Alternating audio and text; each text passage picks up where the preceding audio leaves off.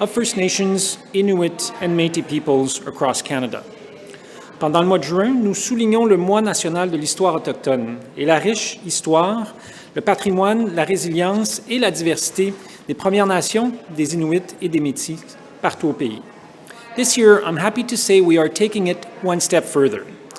Today's tabling of Bill C-23, the Historic Places of Canada Act, is an important step in advancing the government's commitment to recognize Indigenous history and to implement the calls to action from the Truth and Reconciliation Commission of Canada. Specifically, Bill 23 makes real, concrete progress on Call to Action 79. Bill C-23 expands the membership of the Historic Sites and Monuments Board to include representation for First Nations, Inuit, and Métis. These representatives would be appointed following consultation with national Indigenous organizations. Additionally, the work of the board will be informed by Indigenous knowledge considered on an equal footing with other sources of information. Aujourd'hui, le dépôt du projet de loi C-23, la loi sur les lieux historiques du Canada, constitue une étape importante dans la progression de l'engagement du gouvernement à reconnaître l'histoire autochtone. Le projet de loi élargit la composition de la Commission des lieux et monuments historiques du Canada pour inclure la représentation des Premières Nations, des Inuits et des Métis. Ces représentants seraient nommés suite à des consultations avec des organisations autochtones nationales. En outre, les travaux de la Commission seront éclairés par le savoir autochtone, traités sur un pied d'égalité avec les autres sources d'information. Plus précisément, le projet de loi C-23 représente des progrès concrets en matière de l'appel-action 79. I'd like to thank my colleagues, John Aldag, MP for Cloverdale-Langley City, for joining us today, as well as Jaime Batiste, for their ongoing work and passion on this issue.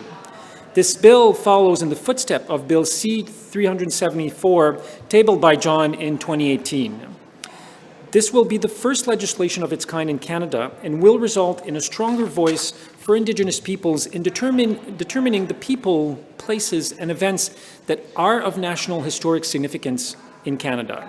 This legislation also builds on the Government of Canada's work with Indigenous peoples as full partners in creation of national parks and national marine conservation areas.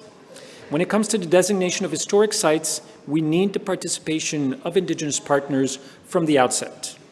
In addition, the proposed legislation also provides transparent, sustainable, and inclusive direction for federally owned historic places in Canada. The Government of Canada administers over 300 historic places in the country, from buildings to archaeological sites and more. This legislation would ensure, for the first time ever, that they are all protected by legislation, and any changes to these sites would require that Parks Canada be consulted in order to preserve their heritage value. Outre les nouvelles dispositions visant à inclure les voies autochtones dans la désignation patrimoniale, la loi proposée prévoit aussi une orientation transparente, durable et inclusive pour les lieux historiques de propriété fédérale du Canada. Grâce à ce projet de loi, nous serons en mesure d'être en accord avec les mesures de protection et de conservation offertes par des provinces, les territoires, ainsi que d'autres pays du G7. The time to act is now. Together we can give our past a future and ensure the continued stewardship of historic places in Canada. Thank you. Merci. To facilitate the question period.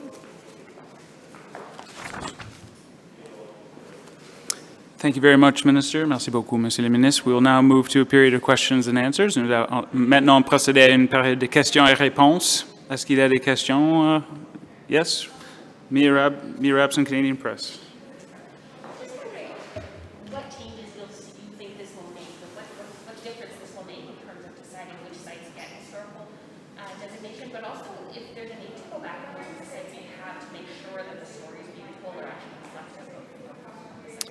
These are two really good questions. So I think the reason we need this bill is because right now we lack the proper framework in Canada to be able to make in a transparent and durable manner the decisions on historic sites. So first thing we need is the framework. And the second part of your question, in fact, that work has already started.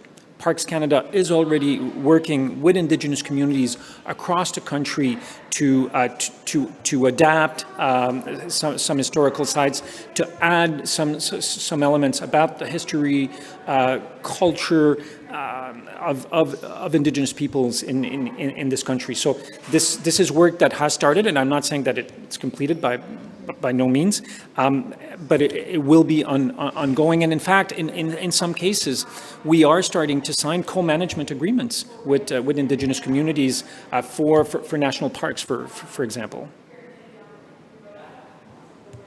C'est bon? Merci beaucoup. Thank you. Oh.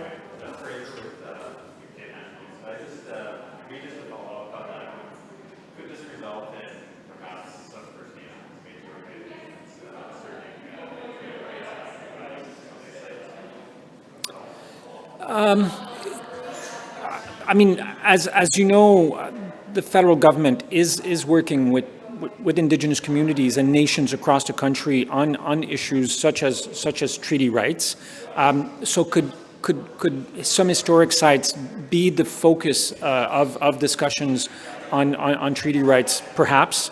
That's not what the bill tries to do. So as I've outlined, the bill proposed to put a framework in terms of how we manage, designate historic sites going forward, and it also adds 3 seats on the board to ensure that Indigenous voices and Indigenous knowledge has a place and is represented on the board for decision making.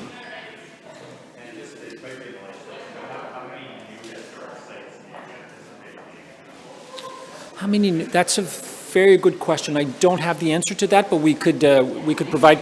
So, as you may know, Parks Canada owns and manages the majority of federal historic sites in Canada, 60% out of the 300. The second most important ministry in terms of historic sites is the Department of Defense. And there it's about 26%, and there are other federal ministries that are responsible for the remainder of the historic sites. I don't have the number in terms of proposed new sites, but we can get you this number from Parks Canada. Thank you. Merci beaucoup.